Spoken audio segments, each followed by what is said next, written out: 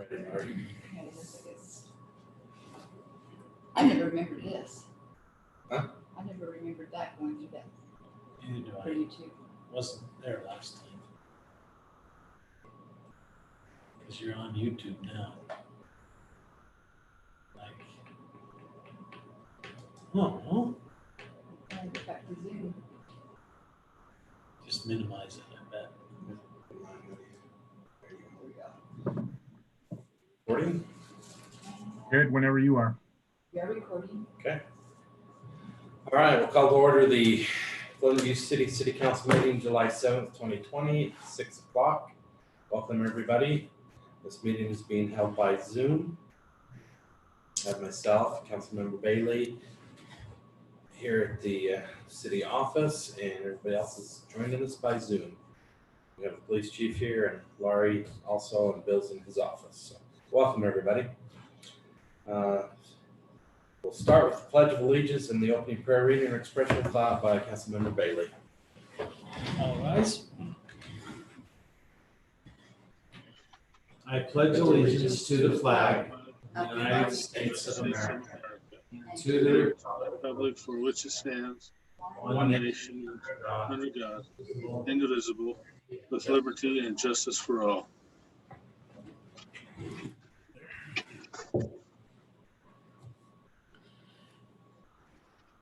Our Heavenly Father, we pause at this time to give thee thanks for our many blessings, the freedoms we enjoy in this beautiful city we live in, for the opportunities we have to serve, and for the loving neighbors we have. We're grateful for freedoms that we enjoy as a people and as a nation, and would pray that that would watch over and protect us and help us to be a peaceful people. We're grateful, Heavenly Father, for the opportunity we have to be here this evening in City Council, and pray that that would bless us with clear minds and help us to make decisions that would be beneficial for the city and the citizens that live here. We express our gratitude to Thee in the name of Jesus Christ. Amen. Thank you. Declaration of conflicts of interest. Has everybody had a chance to They review just come the agenda, and does anybody have a conflict of interest to disclose? Seeing none, we'll move on to comments, questions for the mayor and council from the public. Jerry Burns was trying to get in. He's having some technical difficulties trying to get into the Zoom meeting. So I just sent him a link. If we could, he has a presentation that he'd like to go over about the flag, historical flag thing. So if we may, if it's okay, Mayor, when he is available and is able to get in, if we could get to him either in between one of these items or whatever, if that's okay with you. Works for me. Is everybody good with that? Okay. Good. Let's move on then to the first item of business, which is the July 14th, 2020 scheduled city council meeting to be canceled. City council meeting to be canceled. Everybody okay with canceling that? So our next one will be the 28th, July 28th. I don't think that requires any action. Okay. Item 2 is discussion possible action to issue a existing non-conforming use of a Class C beer license, tavern or private club on premise to Kenneth Richardson at the Barn Golf Course located at 305 West Pleasant View Drive. Bill. Okay, well, our code currently doesn't allow for Class C, our application doesn't allow for Class C beer licenses. There is one already at the golf course. And so this would just be an extension of that to the applicant, Ken Richardson. They're looking to do the same kind of thing that's there now. It's not a restaurant as such currently, and that's what they're planning to not do. They're not planning to do a restaurant right now, but at some point in the future, they may want to make it a full service restaurant, which obviously would be great in Pleasant View and on the golf course. But for right now, they're looking at just doing a tavern or on-premise club type license, and so that requires the city council's approval. So I have a question. What's the difference between our Class B beer license for restaurants and the Class C beer license? Because they're not looking to put a tavern or a private club. They're just looking to to beer for their food services. I'm not sure that there is much of a difference. It could be one of those things where it's a difference without a distinction, or a distinction without a difference. It's a restaurant, though, typically has most of its funding or sales through food sales, and beer and alcohol is at less than 50% of that. Whereas if I'm understanding right, a tavern / private club on premises thing is the other way around, where you have more alcohol sales than food sales. And I believe Kenneth is here. I am, yes. So my company is EMSG Food Services, and so the application would be in our company's name. I'm the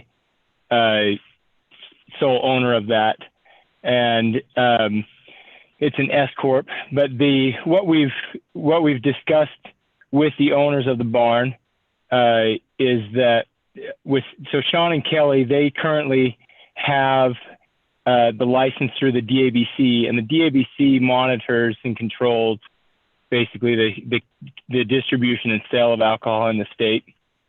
And for us to be able to get that license, we need the permit from the city, and then we submit our package to the DABC.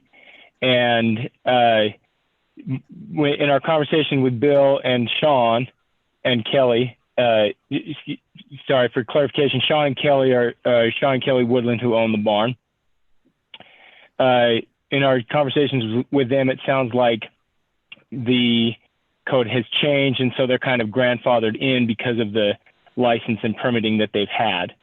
And so we've worked with the DABC and coordinated with them on what needs to be in place for us to get that license. And because our operation we'd essentially take over the food and event operations for them, it would be a separate entity than Sean and Kelly's entity, which is I think it's like Woodland Inc. at the barn or something like that. But because it's a separate entity, we would have to have a separate license, and that's the reason for the application for a license that Bill has mentioned. So this is only beer, like at a golf course. Yeah. So yes. And just for your awareness, I mean, we have talked with Sean and Kelly about the possibility of having a restaurant there long term, but that would be down the road. Right now, it would essentially be continuing operations as they are on the golf course. The difference would be that EMSG Food Services would handle the sale of food and alcohol, basically all of the food, and then also the events that happen up there so like tournaments or corporate events that happen there on the course. And then they would really just be focusing on golf. And Ken, does your company have experience with other golf courses doing this? We do. I'm sorry, I didn't hear the last part of your question. I said doing the same thing? Yes, so we actually have contracts with Valley View Golf Course, Bountiful Ridge, and then the Salt Lake City courses that we have are Nibley, Forestdale, Bonneville, Glendale, and Rose Park. And then we have one Salt Lake County course, which is Mountain View Golf Course, which is down in West Jordan. Right. And my experience prior to this as well is in the event space. I came to the Ogden area to run cross country and track at Weber, and then got involved with fun runs and fun run events. And so my experience has been in the event space, and then we've expanded into food services because food is naturally a part of events. And so that's kind of my background prior to this, and then those contracts we currently hold with those other golf courses include those that I mentioned. Okay, so currently what it would be is the grill and events, golf tournaments, I'm assuming, or company type thing. Yeah, golf tournaments or corporate events. So, for example, there's something that Peterson is doing in August, and we would help that. Or if there was like a wedding reception, they have an area that is between the barn and the pro shop that has like a pergola and an open area. And so those types of events we would help with as well. And then hopefully sooner than later, maybe a restaurant then. Huh? Yeah. So Lynx Grill. So the parent company is EMSG Food Services, and EMSG is Event Management Solutions Group Food Services. But it would actually be a sub entity or a subsidiary, and it would be EMSG Food Services at the barn, and the DBA is Lynx Grill at the barn. And so Lynx Grill is how it's branded at the other locations, and Lynx Grill would at the barn would just be added as an additional location. And in an ideal situation, what we would like is that long term, that the barn, the actual barn, the white barn, the building that they actually have, we've talked with Sean and Kelly about possible renovations so that actually becomes a full, kind of the flagship full service restaurant for Lynx Grill. Okay, thank you. Any questions for either Bill or Kenneth? I have a question. Right, So are they taking over ownership or just the license? Does Kelly and Corey still have ownership of the grill, or is that how it's working? Yeah, so Sean and Kelly still own the golf course and the barn. Okay. And so essentially it's almost like a lease, like that the building is leased. But for us to be able to operate, we have to be in compliance with all the DABC requirements. And so for us to be able to operate, we still have to have the permit with the city, and it's separate ownership from Sean and Kelly. So things like yeah, and things like training employees and those types of requirements, those are things that we would be responsible for, not Sean and Kelly. Okay, great. Mayor, I have a question. Go ahead, Steve. Does the DABC, do they set a standard on when the cutoff time is for serving beer? Is there? Yes. So Go ahead. So it can't be sold before 10 o'clock. And then the on-premise beer, there at the golf courses, it's basically when the golf course is closed. So it'd be at dusk. Because there are a lot of, weddings and things that go on after 10 o'clock. And I was just wondering. Yes, and that would have to, 10 o'clock a.m. is when it can't be sold before 10 o'clock a.m. And then I believe that the time that at night, I'm not as familiar with it because we usually don't run up against it, but I believe it might be 2 a.m. But I could check. I mean, we would be in compliance with whatever the DABC required. One of the main things with the type of permit that the DABC would give to us there at the course is that the alcohol would have to be consumed on premise.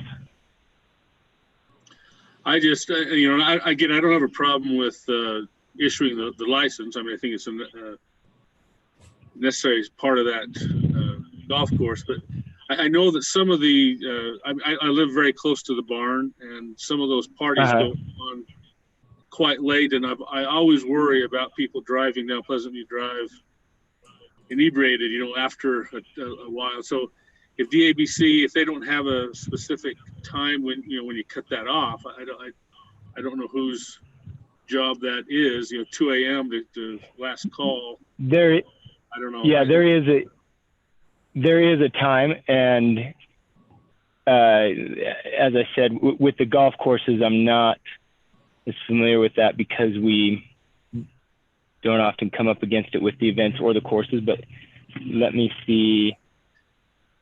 I know typically, with the like Loman View, you know, they need to have a quiet time at 10 o'clock. Is typically when that's a separate entity across the street from the barn.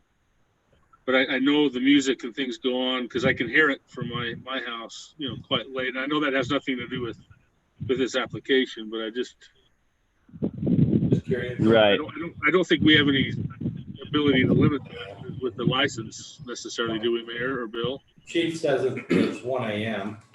It is 1 a.m. Okay. Anyway. In Utah. Yeah. Okay. Good enough. That's all I have. I have a question, Mayor. Okay. Yeah. My question isn't really relative to the application, but more to Bill and company as to why this is non-conforming, other than our application does. Is it the only reason because our application doesn't say Class C? Is that why it's non-conforming? That's right. I don't have the history. Maybe Lori knows a little bit more about the history behind why that was eliminated, but it was, my guess is that at some point in the past, the city council decided that they wanted to get away from a bar type of a setup. And obviously this would be an exception to that thought process anyway, to kind of allow this kind of thing to continue down at the golf course. There is some exception that is called for in the code. Lori and I spent some time looking at it, and then Sarah came in and we all looked together at it and tried to get to the bottom of what was allowed and where. And the golf course is specifically noted as being a place where beer sales could take place. I don't have a problem at all with the application or even granting the license. It's just, I think it's the zoning. here's that we have a problem internally, and I just like to get it taken care of. So on It's within the zone, I the believe. code was that Class C beer license, my code still shows it, so. No, it's in there, but when you read the writing of it, look at the areas, the golf course is not part of any of those areas that Yeah. alcohol or beer can be sold. So they actually So took we that added, part out of it. yeah, and we added a Yeah, section for golf courses. but that just says what they can sell, they can sell these tavern like things at a golf course, because the golf course could appear on the west end of Highway 89. You know what I mean? And they would be in an area that could allow it, but they're not in an area that allows it. So, but they were grandfathered in, because I remember coming in because they were kind of upset that we didn't allow it. It's like, no, we just grandfathered you in. So I think it's the zoning, is that right, Bill? Because of the zoning, the golf course was there before they were selling the alcohol, but then the zoning, my understanding, the use changed within the zoning, and that's why they're grandfathered in. But Right. that area, because it's in a particular zone and the use is there the use is not allowed in that type of zone. That's right. That's my understanding. And it's a unique kind of zone there anyway. It's that PRUD kind of zoning where they allow for higher density, and that's how they got the duplexes and things down in there, those condos. So it's yeah. All right. That's right. Mayor, can I make a motion? Sure, go ahead. I'll make a motion that we approve this permit, Class C beer license as stated in item number 2. I'll second the motion. Motion by Gibson, second by Bailey. Further discussion? All in favor say aye. Aye. Any opposed? Motion carries. Thank you. Thank you, Ken. Yes, thank you for taking the time to review that today. And I'll be in touch with the office, Bill, to make sure that we get the paperwork that we need together for the DABC. That's great. And by the way, that grill is open to the public. Anyone who is interested, you don't have to be a member of the golf course to go down and have a hamburger or whatever else they have on the menu. And just put a plug in for the Italian cream cake. They brought in some for the staff, and it is amazing. That was. So when will you be, or are you currently running the grill, or are you waiting for? We're not. So our timeline is that we need to submit paperwork to the DABC by the 10th. Then they review it. They'll have it on their agenda at their next meeting. So we're anticipating right now, our target is to have an open date of July 30th. Okay, all righty. They're open now, Sure. but our But target date that's that we would take over on July 30th. Okay. All right, thank you, Ken. Thanks, Bill, Ken. Bill, can I Thank ask you you. a follow-up question, please? Just for a second? If this does become a full-fledged sit-down restaurant, does that change his license then? It may, and we would have to change our zoning code as well to allow for a restaurant in that particular zoning district. So those are all things that we would have to work through when the time comes. And so that's further down the road. Is it, it's a PRUD right now? Is that what it Yeah. is? Yep. Okay. And it would change also our requirements with the DABC, and it would change the type of license that we get from the DABC, not just the type of license we get from the city. Okay. All right, great. Thanks, Item Ken. Thank you. 3, discussion and possible action to consider amending the consolidated fee schedule. Mayor, Yes. I'm sorry, before we go to Gary's item here. number 3, we did Sure. have a couple of residents that wanted to speak, and now they're on. The miracle of technology. They've been very patient getting us on. So if you don't mind, if that's Yeah. okay. We'll go back to comments, questions to the mayor and council. Jerry. Thank you very much. I apologize. Alan and I, Reese apologized for interrupting your meeting. Sorry we didn't technically get here on time. We were trying hard. But as a follow-up to the modified Founders Day, there was a flag challenge that Alan Reese had put together. And I'm going to let Alan explain a little bit about the flags that were submitted and where they got the points recommendation from. Alan, are you there? I should be. Can you hear me now? Yes. Okay, great. We opened this to all the citizens of Pleasant View. Anybody who wanted to design a flag could. We kept the rules really simple. Basically, sort of about 5 things that they couldn't use any copyrighted material, had to be 100% original. Stick to good graphics design for kind of flag standards, which we got from the American Vexillological Society. And it had to be a ratio of 5 by 3, 5 wide, 3 tall. That's kind of a standard for a 3 foot by 5 foot flag. And then we supplied them with basic design principles from the American Vexillological Society, including keep it simple with meaningful symbolism, 2 to 3 basic colors or colors from the standard number set, red, blue, green, black, yellow, and white. No lettering or seals of any kind, which can't be read from a distance and look terrible on a flagpole. Don't look at state flags, they're awful. And then to be distinctive or to be related. And so those were the basic rules of the design competition. We got 6 really interesting designs that you've seen, I'm sure. The point system, the 2 council members, Wynn Phillips and Sherry Stewart, were allowed to give up to 6 points per design. So they ranked them 6 to 1. And then the other citizens I spoke with, 3 of whom have art design backgrounds, they're art teachers, they chose their top 3. So some flags got 6 points as being the first place flag. Others were given 3 from the 5 citizens I spoke to from the town, 2 of my neighbors, and then 3 art teachers. And so that's how they got their points. And you can see they were really close. So I know one of the designers thanked me for this opportunity because she felt like the world in turmoil like it is, she needed something to focus on that brought her some joy and helped her reflect on the importance of living in a place she loves. And so her flag design represented that to us. So I thought that was pretty interesting. Okay, that cover it? Okay, so what's the expectation here? What do you? Well, the hope is we said when we received permission to extend this flag challenge is that they would come back to the members of the city council to decide if there were any that you felt were worth fabricating, making into a flag. We do have funds for that from our RAM grant. And so we're coming back and saying, here are the flags that were submitted. Is there one of these that you would like to have us go ahead and use as a Pleasant View City Heritage flag?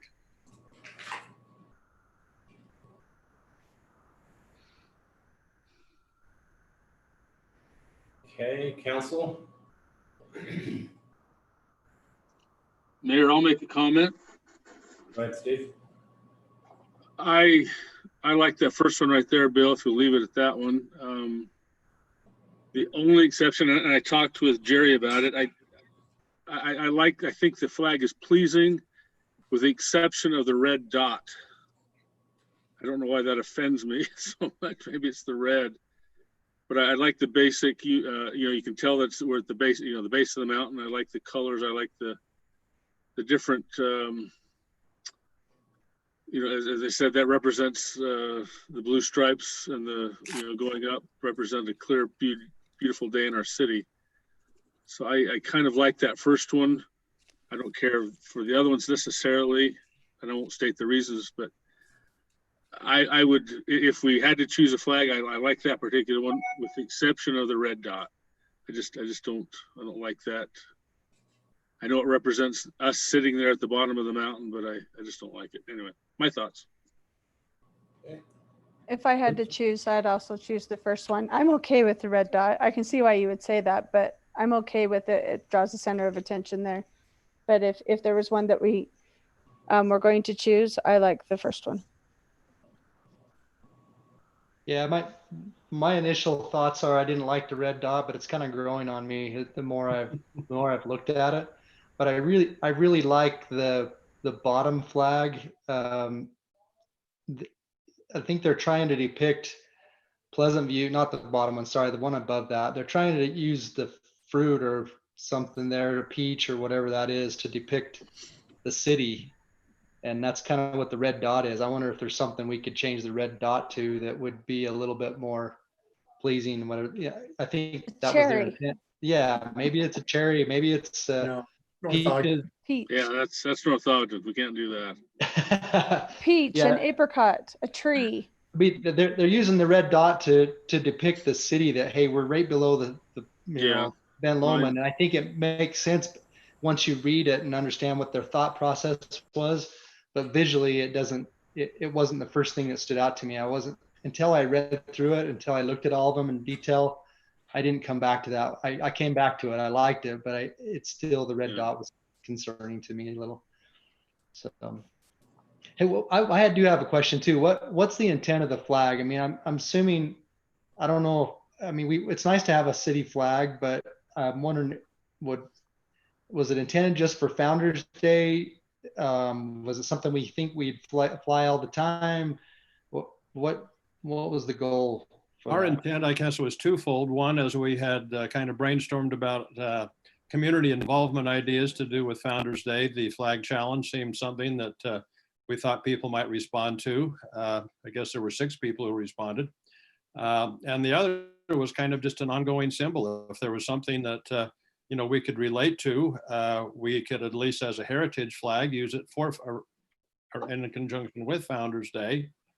And if we had any other heritage events, it's not necessarily, was not approved to be a city flag. And so therefore we're not asking, the city to use it to represent the city unless they, wanted to do something in that direction. Our hope would be to approve one of these and to use it in conjunction with heritage events, maybe put it downstairs with our heritage collection, and use it in conjunction with Founders Day. That's a perfect lead into my comment, Jerry, and council members and mayor. I like the idea of doing it, but I'm not sure that the council should be the ones selecting it, in as much as it was a heritage council event. I think that it's more fitting that the Heritage Days people are the ones that select the flag, as much as it's their flag. Yeah, I guess the council needs to decide, is it going to be a city flag or a heritage flag? I don't know. I thought we already decided not to have a city flag. Yeah. I think it's a heritage flag that's for things related to, like what Jerry mentioned with Founders Day and things like that. Not a city flag, but a heritage flag. I appreciate the people who took the time to do it. They look great. And I'm not artistic, so that's really amazing, really. So I'm good if we do something like a heritage flag. I think that'd be great. And I totally agree with Kevin too. Let's have a different committee select the one they want. They did all the work. Yeah. I think you kind of got the nod that we liked the first one, and apparently you guys did too, because that's the one you gave the most points to. I don't know if you had a recommendation or I think, I have a, go ahead. no, I just think that's a good suggestion with Kevin and Ann also that, I mean, it's fine to give our thoughts on it and too, but since the Heritage Committee did all the work on it, I think it should be the consensus among them of what they recommend as this is the heritage flag. So. Mayor, I would suggest that that the heritage team send this out to the city as a survey.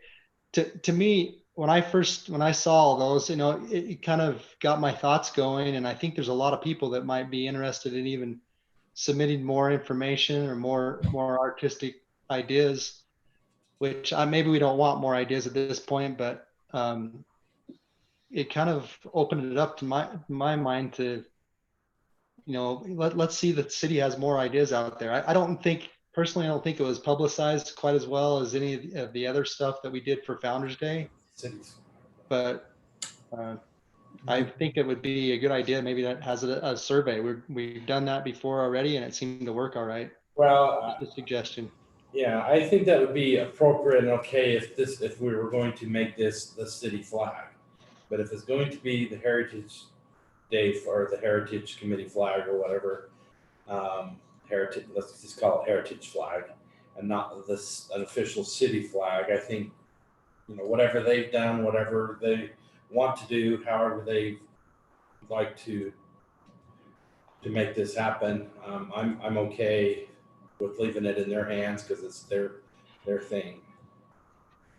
Thoughts, other council members? I agree. I think, I mean, I see your point, Dave. However, I agree with the mayor that, again, it's a heritage committee that Jerry, did an outreach to different people within the community. They've met, they've counseled with each other, they've done the legwork, they've done the process, they've taken care of it. I think that's where the decision should lie within that. And if it were an official city flag, yes, absolutely. Put it out to the community to have their comments. But I think that within the Heritage Committee, that's a place for the decision to be made. So. Okay. I agree with that.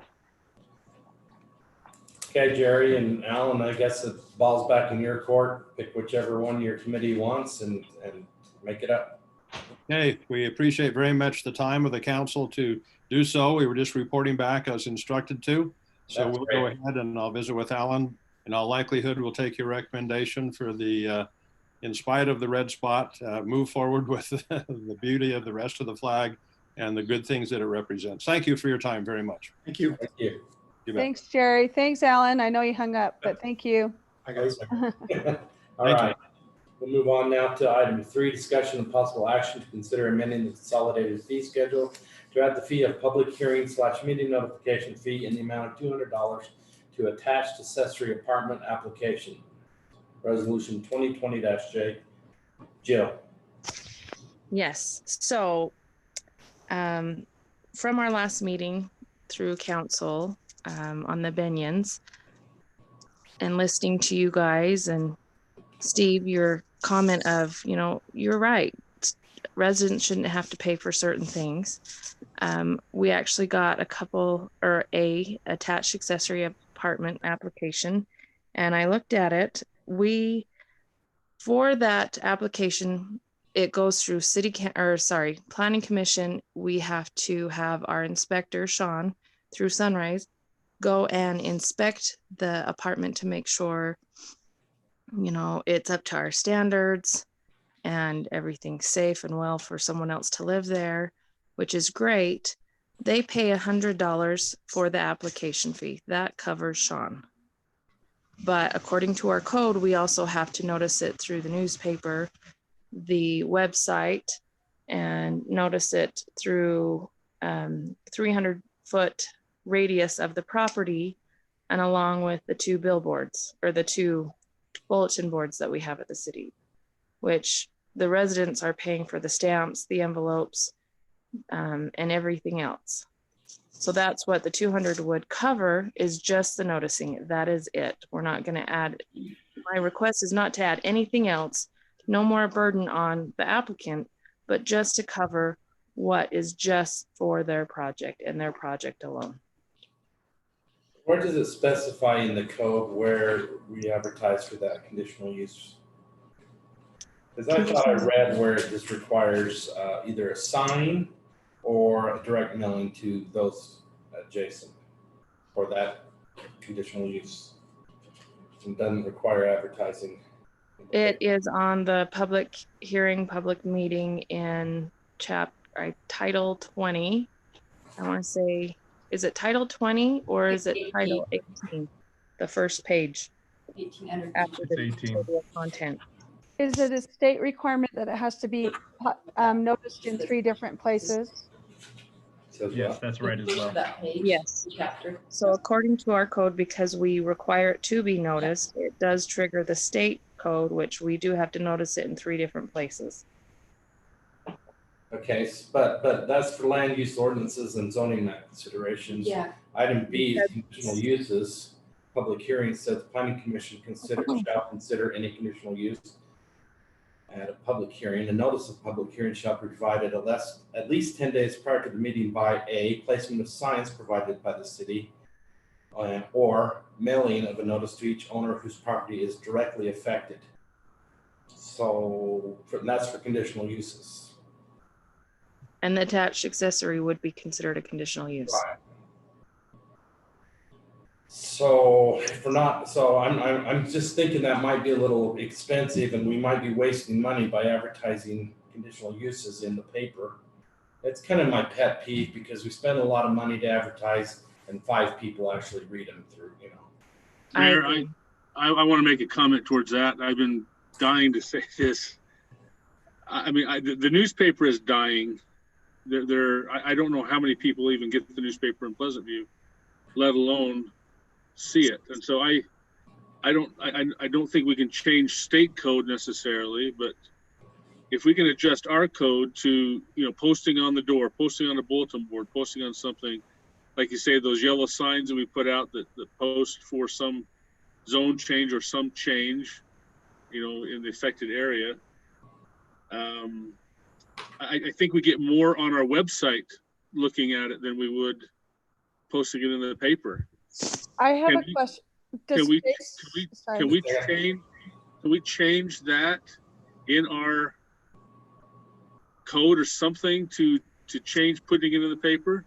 I know we would do that right this second, but is that something we can look at for future? Right now, for conditional uses, we do not have to put it in the paper. Yeah.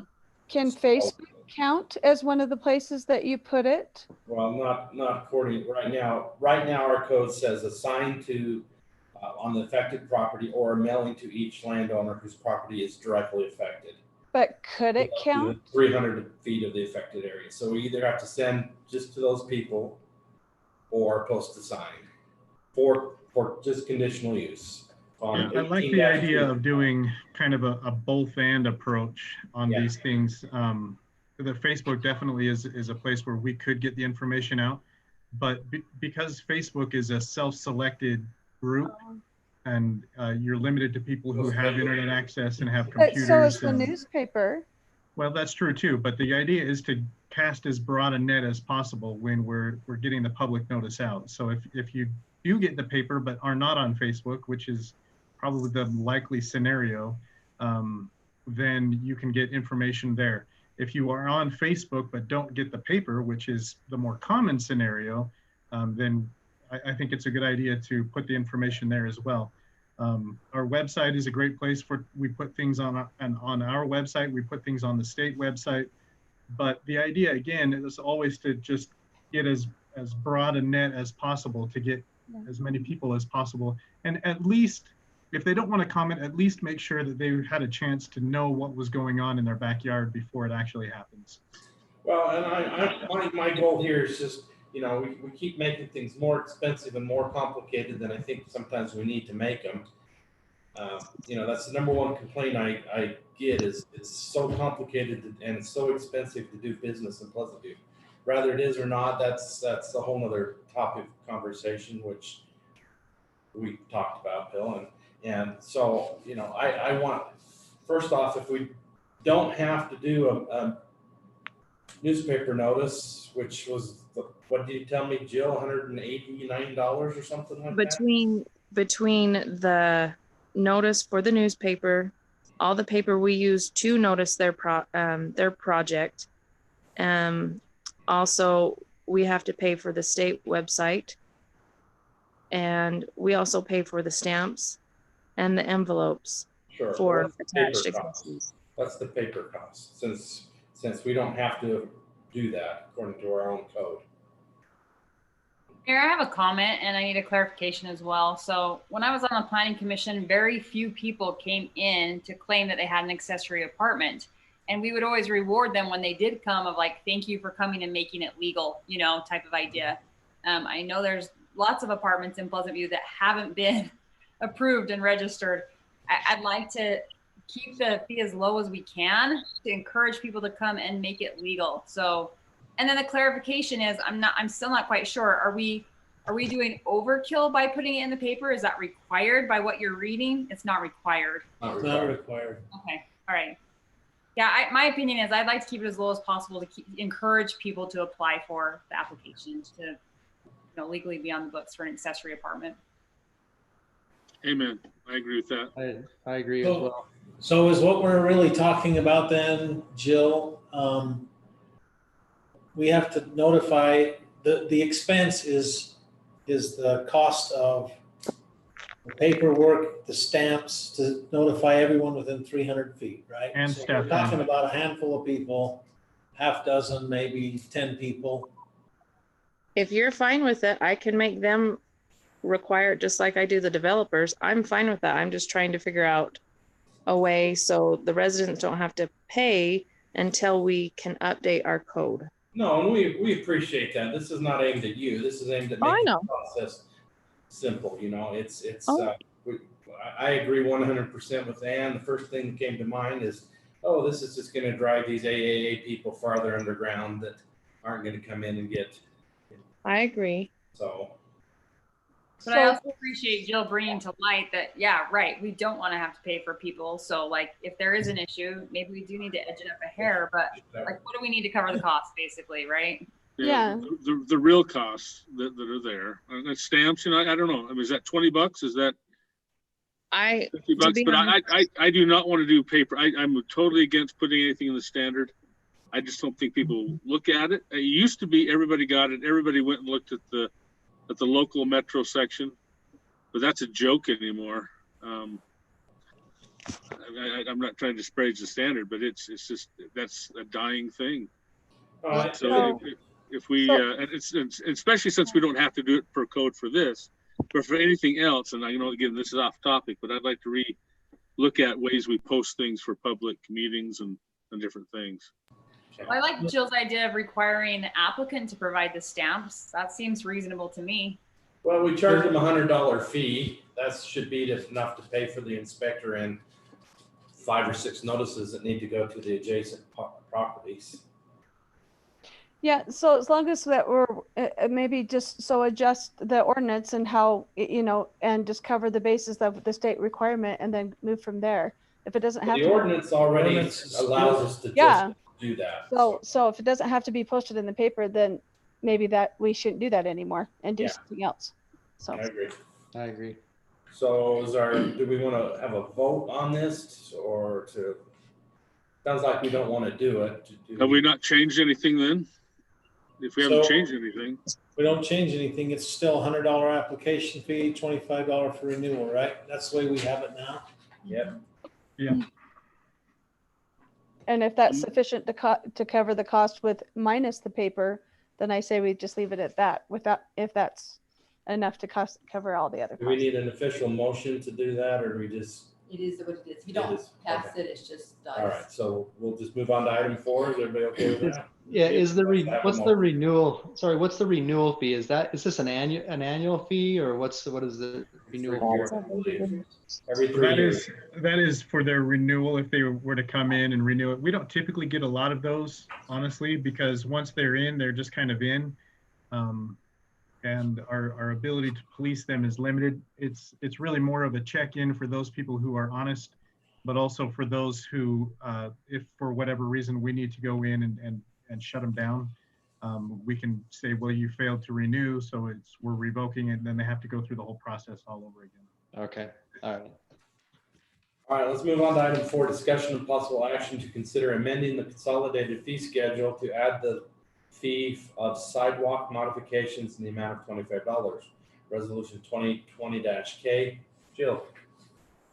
Okay, talking with Tyson, trying to help with the sidewalks and those that pull up or dig the sidewalks and curbs, not necessarily the road.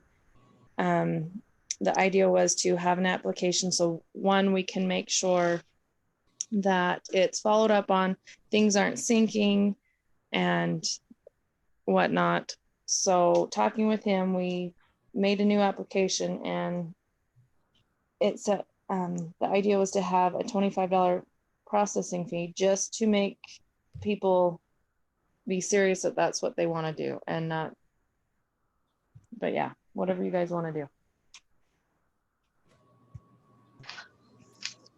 Help us understand, Tyson. Where are you going with this? So it's for your right of way. You have people come in, make curb cuts, they widen their driveway. We have a standard for everything, the sidewalk, the curb, and a lot of that has never been addressed. The only way it's, you're catching it is somebody driving by and you notice they've done it improperly usually, and it becomes a problem. And so it's trying to have a way to have a method to track it, follow up later. We're not trying to necessarily make money off of it, but where you are using time, Jill's, ours, logging it, just to sort of have a way to pay that part back, but we're still doing what we're doing, but having a way to quantify and track them and follow up later, hold them to the year if it's cracked. Because if you don't, we end up coming and fixing and replacing it when it fails during our projects. But a lot of those are, the homeowner just was redoing his driveway. So they knock out the asphalt and pour subpar material back in your roadway, and then we're on the hook to repair it all, based is what it's trying to do. This doesn't affect the roadway or the approach. This is sidewalks. So what kind of modifications are citizens doing to the sidewalks? Unless they tear a piece out and replace it. It's So- for sidewalk and curb. At least that's Probably the name of right-of-way modifications would cover it maybe more thoroughly, but sidewalks, it's the same thing. They come in, they do their project and pour non-fiber 3 or 4 inch sidewalk, or some projects have to tear it up to get the laterals in. They'll rip out the sidewalks, and then again, they're not on the hook because your road cut permit, which is usually attached to the laterals, doesn't cover any fee or warranty of the sidewalk. And so this is just to try to have a tool for the whole process instead of just the one part.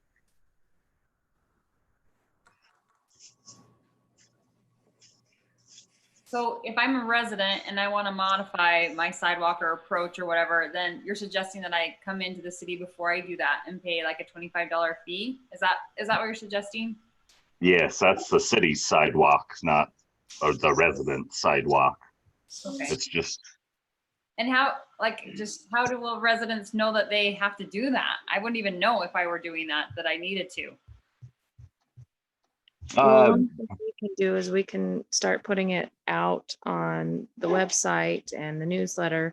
I mean, that's the same issue we have with building permits. People don't realize that they need to have a building permit and they just build. And so Yes.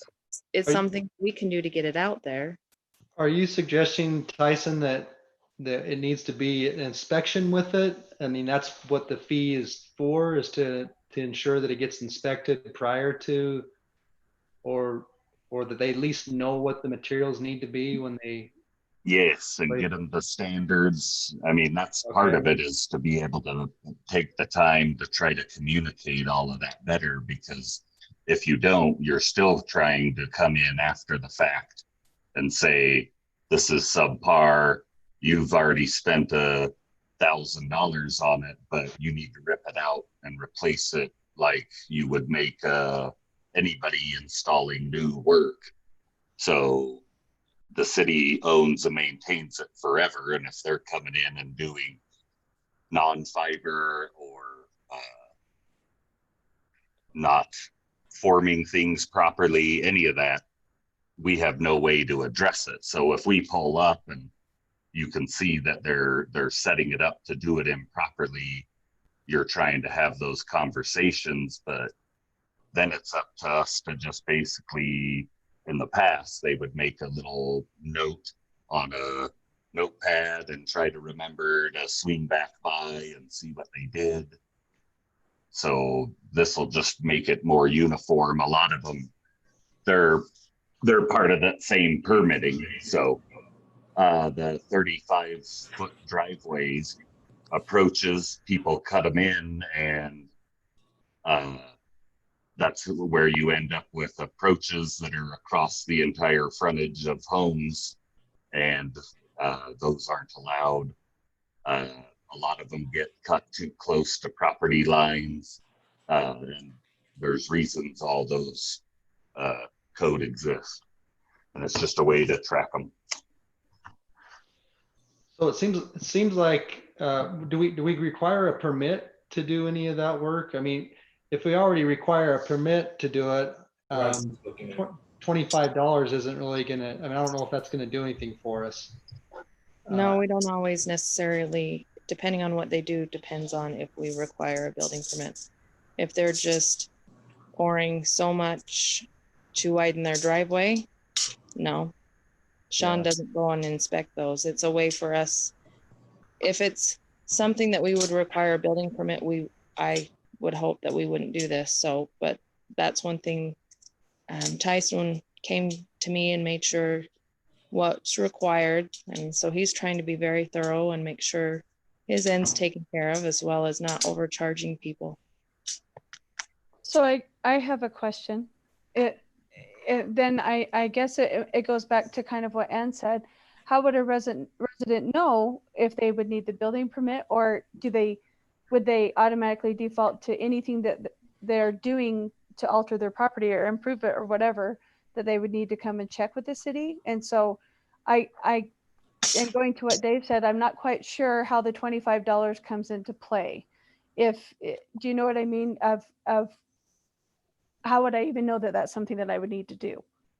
So that's just my I just need some clarification there. I'm not sure how the $25 would become applicable if they don't need a permit, or if they don't come in, or what. Before they would even apply for it or even write down on the application, they usually call and talk to me. And if I have questions, I talk to Tyson before they would even pay. The $25 is if it is something we would require them to fill out for modifying the curb or sidewalk. So we can have record, and it's covering Tyson and his guys' time and that aspect. That's the only time we would ask for the 25. Only if it's required for them to fill that out. If it's just inquiring of, like, for example, I get quite a few phone calls. Hey, what's the widest I can get my driveway? I just let them know what the amount is. And I say, okay, well, you also have to fill out this application, so a lot of people call and ask the questions, and if they don't require a building permit or an application of any kind, that's just what we do. We give them the information and they're off and running. So based on phone calls, you would be able to then filter it of, oh, and by the way, you need to come in here, and then the fee may or may not be applicable. If they fill out the application and they are going to be ripping up sidewalk or curb or anything of that, we would require it, because if it's not done correctly, like Tyson was saying, then the city's on the hook, where the application and everything that they would have to track and go and inspect would cover the $25 rather than having it and finding it as an issue later. So it would most likely, it would be attached to your street cut permits. It's kind of in conjunction with that, because that's the city's right of way, not personal property. And you need a way to protect it, and you don't have one. It almost seems like we need a fee, or not a fee, but it's not so much we need to have them pay for the information or pay for the permit. It's more like just holding them accountable to requirements, right? So I don't know that initial fee would help that, but. So your street cut has a same fee associated with it, or maybe it's a little more, but it's and that's much more critical too, right? A street cut is than an approach versus a sidewalk, right? Not necessarily. Sidewalk adds up quickly, just because of its price, depending on so much more expensive than asphalt. Mayor, I'll make a motion Okay. that we do not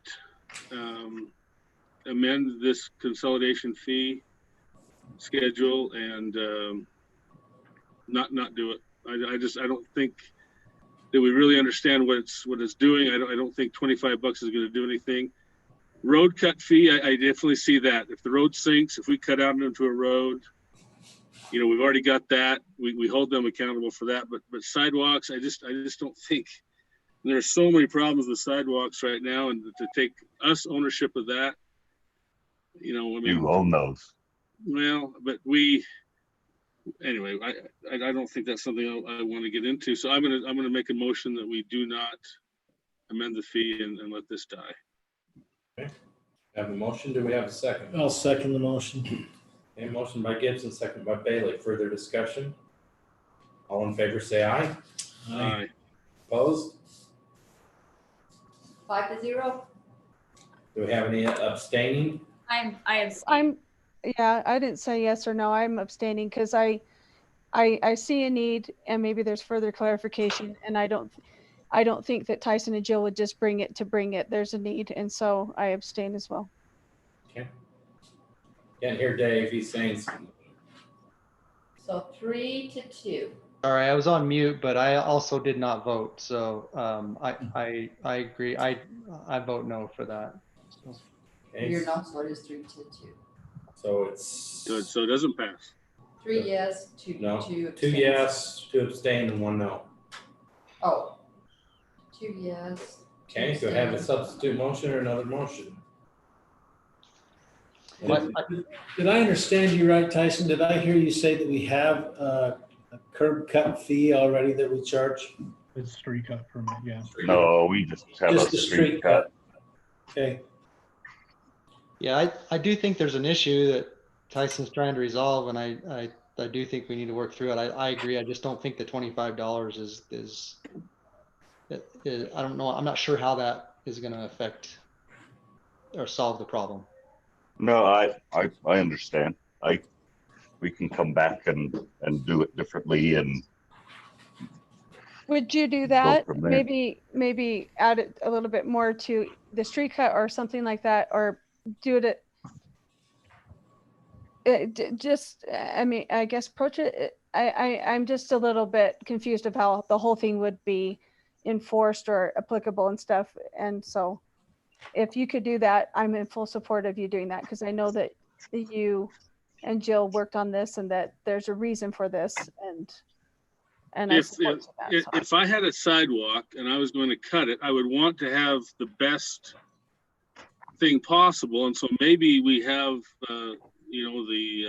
dig it down a foot, put in so much road base or whatever, so that it is done right. I mean, if I put a sidewalk in, I do not want it to fail, or an approach, I do not want it to fail. But putting $25 in, I just don't think that's going to do anything for what we're going to do. So I would hope that we would definitely help the public to do it right the first time. But I don't think this. Anyway, whatever. Mayor, whatever you say. All right, so one thing I would look at is changing the name of it first off to sidewalk/approach or approach/sidewalks, because it sounds to me like the more critical of the two is the approach. Most likely, I don't know what, I know there's doing, people go in and do curb cuts to widen their driveways. I've done that. I didn't do it personally. I paid a contractor to do all the work for everything to be done. But it certainly gets done out there. I do know people that have cut the approach by themselves. They just go out and run the saw and cut the approach. So,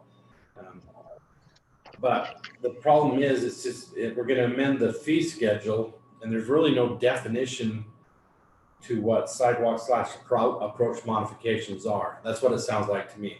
We need to a definition. This is what this covers, so that when the public or even Jill has to deal with the public, she's got a clear definition of, you're doing this, and so it requires this. Oh, you're doing this, but that doesn't fit within this scope. And that's the part we have not defined. I agree with council. you. Is that correct? Is that what I'm hearing? So Yeah. you'd like him to come back with a little more clear definition of what modifying the approach and sidewalk is. And if the $25 fee needs to be there to cover the cost of the inspection afterwards, then I understand that. But yeah, we do just need some more clarity. I agree. Okay, great. Nope. Thank you. We'll move on then. We do have a closed meeting, but let's quickly take care of other business. If we can move through this quick. Maureen's waiting to present to us in the closed meeting. So let's just hit this real quick. Chief, we'll start with you. Okay, tomorrow, 2 of our detectives are heading to Denver for an extradition of a prisoner to be brought back to Utah. It's a felony sex offender picked up in the Denver metro area, being held in the Jefferson County Jail. State pays for extraditions for flights. We'll just pay a per diem and some minor expenses. But we'll have them to and from Denver tomorrow in about 10 hours. So it'll be a quick trip, but we'll bring this gentleman back. Also, our canine dog, Bryn, is having some health problems. We don't know how serious yet, some nerve and back problems. It temporarily put her out of service, and it could permanently put her out of service. As this goes on, we'll keep council advised on where we're at on that and what we need to do and what to do with the program should we have to retire the dog. But we'll talk more about that once we know her condition. Maybe you've noticed we've got some truck enforcement traffic on 500 West.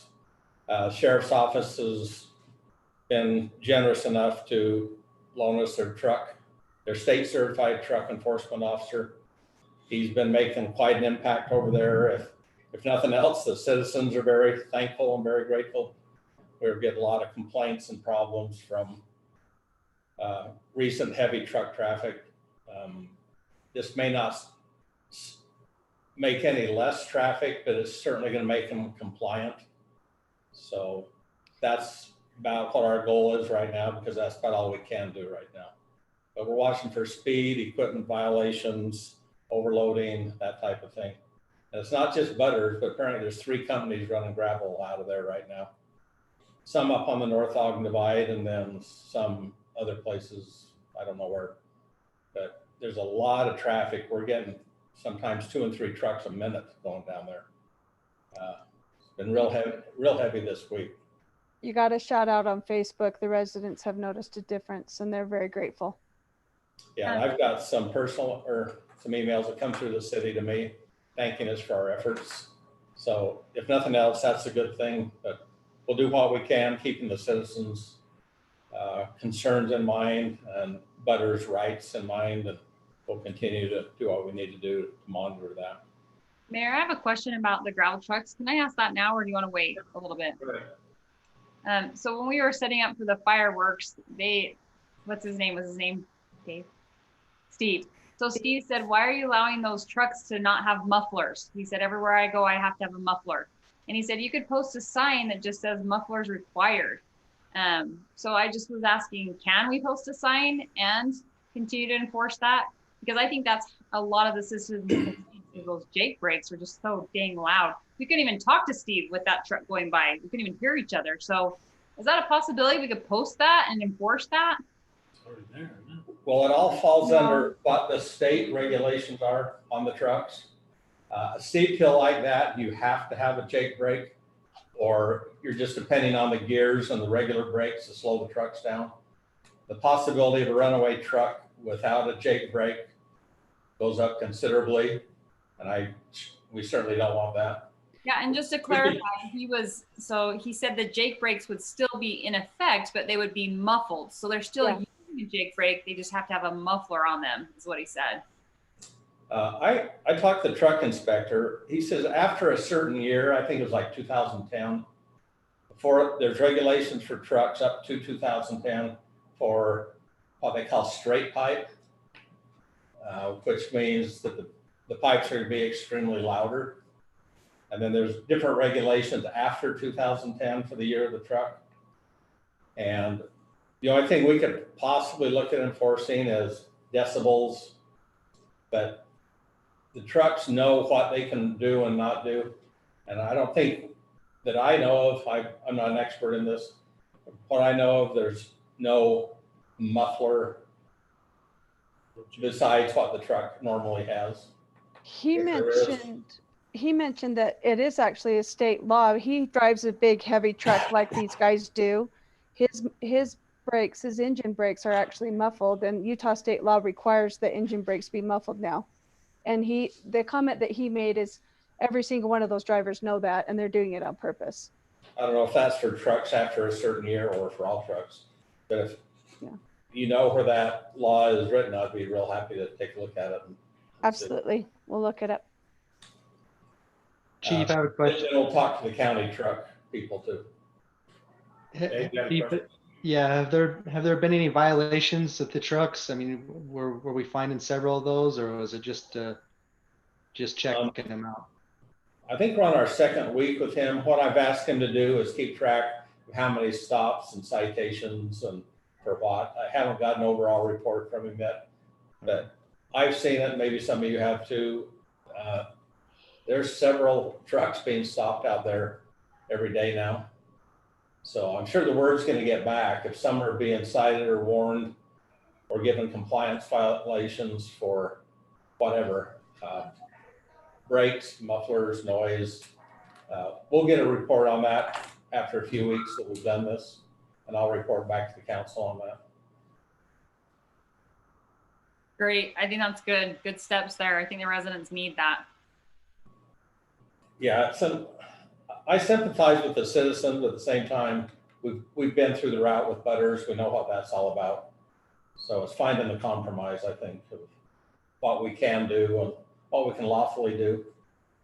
And this is certainly a good start. So. Also, starting tomorrow, we put one of our PD vehicles up for sale. The Dodge Charger will go up for a closed bid starting tomorrow for a week. Heather's put it on our website, and we'll take closed bids for a week, and then we'll look at those and I guess pick one. We do have what they call a reserve, which means we won't take $20 if that's the only bid. So we have an undisclosed reserve amount, but they can't go under, and if they do go under, we'll tell them. And we'll just see what kind of bids come in the next 7 or 8 days on that. June was a relatively slow month. We did have 657 calls for service, 34 citations, which is low. I've talked to the sergeants, what that's all about. And four arrests. So it average in some respects, slower in others, but we've got everything semi under control considering the state of the world and the COVID virus and everything else. Pleasant View's faring out pretty well on this as far as law enforcement. All right. That's it. Thank Great. you. Thank you. Bill? Just a couple of We things. usually go to Tyson, don't we? Quickly jump back to Tyson. Tyson? Time's up. Go ahead, Bill. Don't look like Tyson's there, so I don't know. Well, he's on mute, but I can just go really quick while we're waiting for Tyson to wake back up. Oh, Tyson, you there? You want to go? Whatever you guys want to do. Go ahead, Tyson, real quick. On the 3rd, we had the illicit storm drain dumping. It appeared to be an oily substance. We blocked it off. I was called out by the health department. Got the emergency crews out. It was a large quantity and overwhelmed a 6-inch drain. Got them out. They mitigated the damage, and hopefully we'll have a report on what it actually was and kind of go from there. It was called in anonymously. We don't know who did it, but it's cleaned up today and just should get that report. I hope if anybody gets a chance, been making pretty good progress on the public works, utilities, and the parks and rec side of the website. So feel free to pop on. And if you bear in mind, we're just trying to get the main info up and kind of transferred onto the website, and then we'll work on better descriptions and kind of clean it up and start personalizing with the projects calendar and notification kind of that way for upcoming issues or maintenance. Those are probably the 2 biggest things. The shop is getting close to start putting foundation, but they're having a hard time rounding up a concrete crew. So that's where that's at. Alrighty. Bill? Just a couple of things really quick. The Christofferson property up at the top of 500, as you know, has come back up for consideration for a rezone. We had a fairly lively conversation the other night with the Planning Commission. You'll be getting their recommendation. They did recommend unanimously to vote to deny the request for the rezone. So that recommendation will be in front of you in a couple of weeks or at the end of the month, and we'll have a public hearing there as well, just to give you a heads up on that. And the other thing I had was that the CSM property down at the end of Rulin White is continuing to go through the process there. We should be seeing their preliminary plat here in the next little bit. That will be great because that will include a road dedication to the city, and we can get that road started. The construction is anticipated to start this fall and move on through next spring and finish up next spring with pavement and things next spring. So just wanted to give you guys a heads up on that. Excellent. Laurie? Laurie says no, she don't want to talk to us. I have to hurry tonight. And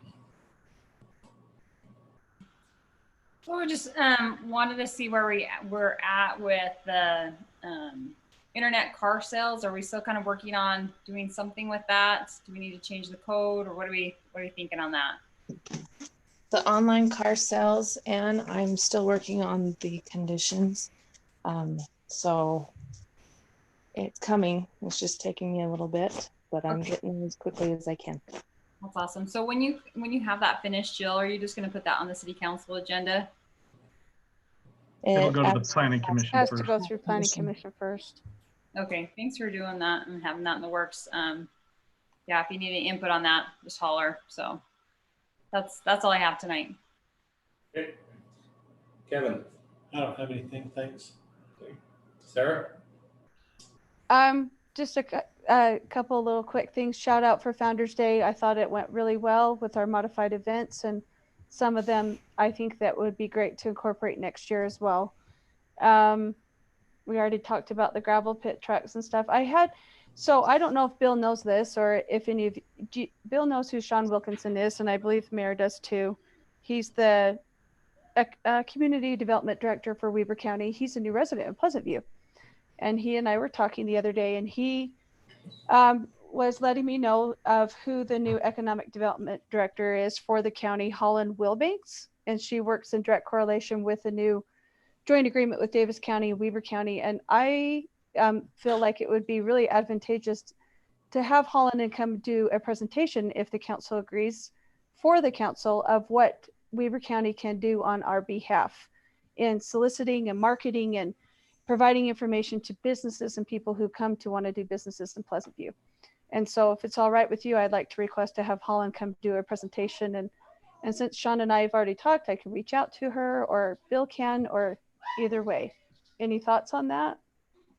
Oh, we can. Me and Bill have already met several times with Holland about economic development and that. So, but if the council would like. Yeah, I'd be interested in just hearing what she has to say. I mean, I'm learning, so the more information, the better for me. So I think it would be great. And it would be a wonderful opportunity for me to ask questions, and all of us together, so that we can all be on the same page, and you know, even incorporate our RDA and what's going on with that, if we can have her come. Can you set that up, Bill? Sure, I'll get that going. I'll see what she's got. Awesome. And then we have a movie in the park this Friday. It's Trolls, and Straw Market's going to stay open late to serve concessions, and also pre-registration is open. And so there's one this Friday and one next Friday, and our food truck Giddy Up start on Monday, and it should be a good time. What's the movie next week, Sarah? Elsa and I were talking. If you guys have a request, that's fine. I think that she just chose it. She chose Trolls, and she's going to review. I think it's Sonic, possibly Sonic or Scoob. That's what she was looking at. She was going to review those. And Call of the Wild is in theaters, and so that can't be one. And I think Onward, that's a Disney one, but it wasn't terrible, and so that might be an option too. So we put up the sign down there on the fence. I did that earlier today, and so it should be a good time on Friday and next Friday, and our food trucks on Monday. Did you say it was a Disney, but it wasn't terrible? Pricing. I didn't finish my sentence. Actually, Onward's a really, really cute show. I liked it.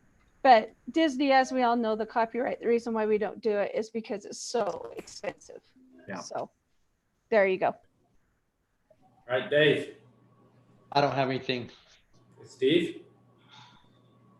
Just one comment on the economic development of Weber County. I hope this new person changes it, because I've been very disappointed with years gone by. They promised a lot and delivered nothing. So I haven't talked with any of the new people, but I really wish that could work. It should. You think it should work, but I don't know. We'll see, I guess. I had so many people tell me thank you for the fireworks this year. People all over the city, even down in the subdivision down where the old North Star is. What's that subdivision down there? Willowbrook. Yeah. They loved it, and I talked to one guy about that, and I said, we hope you feel part of the city, and he says, no, we feel like the ugly stepchild, but he said, we really enjoyed the fireworks this year. So, and they did a great job. Tell Steve, as usual, it just went on and on and on. And I think we more than get our value out of that. Oh, we do. And I think it would be fun to do a hybrid of what we did this year, you know, with the higher, bigger fireworks. And You know, so as a committee, think- maybe we can talk about that. It was I awesome. think it's perfect. And so, and also, I'm going to ask Heather to get together an after Founders Day meeting and put that together so we can recap what happened. So be looking for that email to come. I've been busy this week, and next week is shot. So maybe, I don't know.